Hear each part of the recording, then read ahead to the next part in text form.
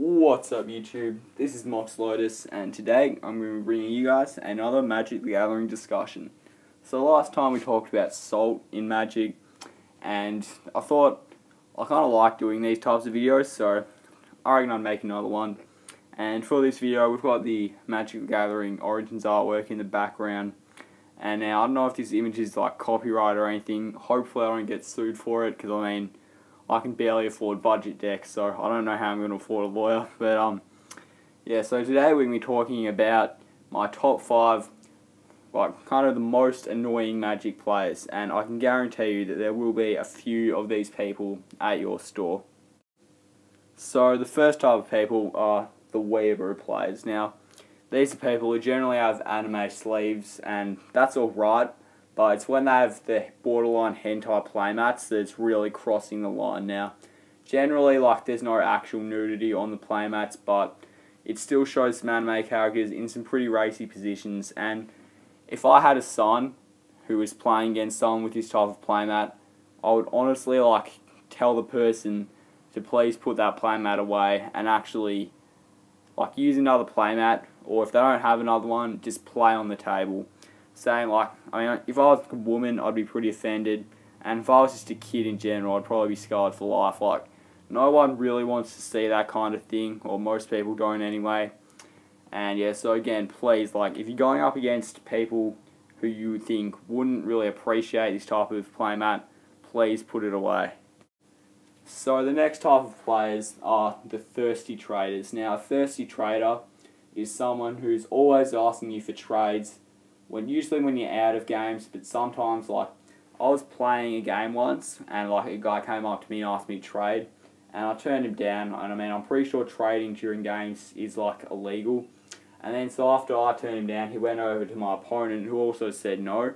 And then after that, he went to like the next table and did it. And it's just really annoying, and it's kind of distracting as well during a game. And again, like, people can get kicked out of tournaments for that kind of thing.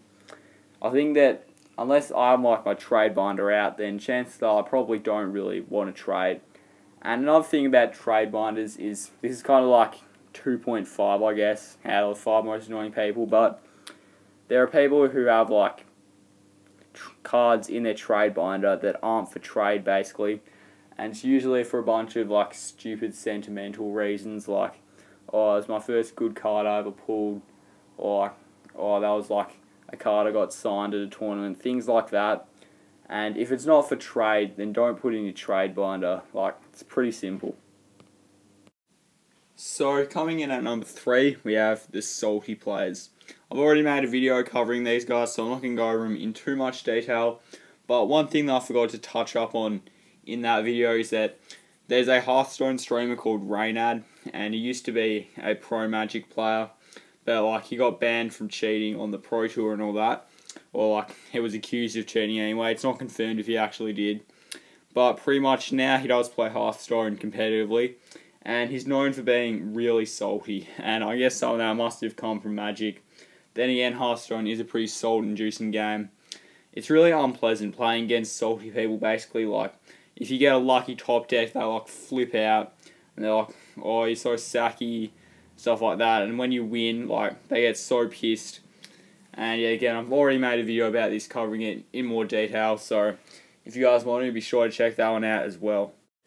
So coming in at number 2, we have players who think they're like Pro Tour level good.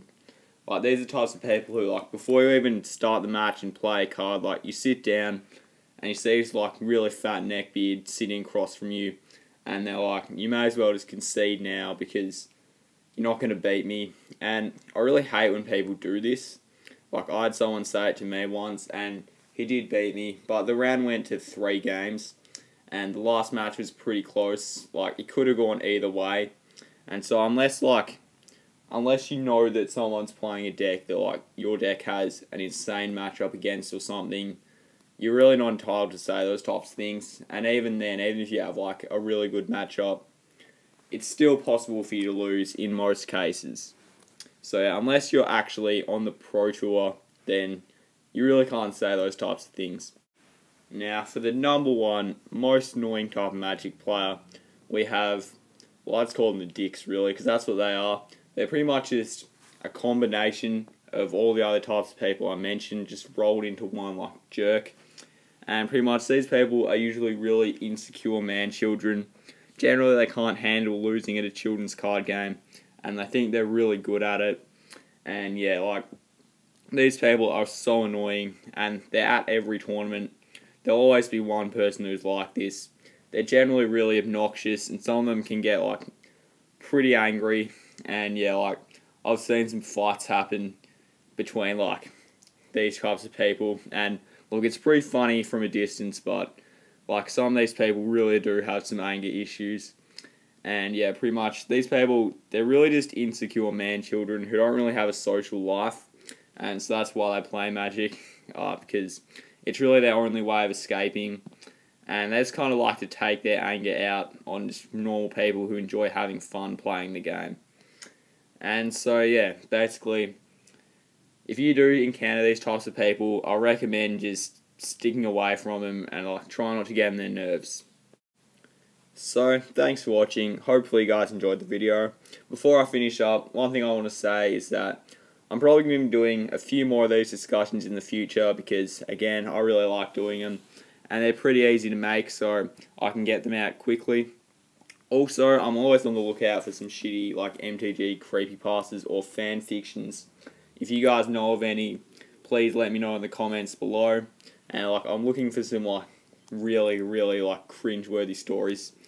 And yeah, so please don't have anything with like, you know, like the type of Rule 34 fan fiction type thing, because I really don't want to have to read that out. And yeah, I'm also trying to find some on the fanfiction website, but unfortunately you can't actually like copy and paste text off it into a Word document, so I can't like print out a script very easily. But I'll still do my best. If I do see one that's like really good, like the type of thing that you just have to read out, then I will do my best to try and feature it on this channel. And yeah, so again, please, if you have any suggestions, then be sure to leave them in the comments below. But that's all for now. Thanks for watching. Really hope you guys enjoyed the video. There's some more cool stuff coming soon. But until then, bye guys.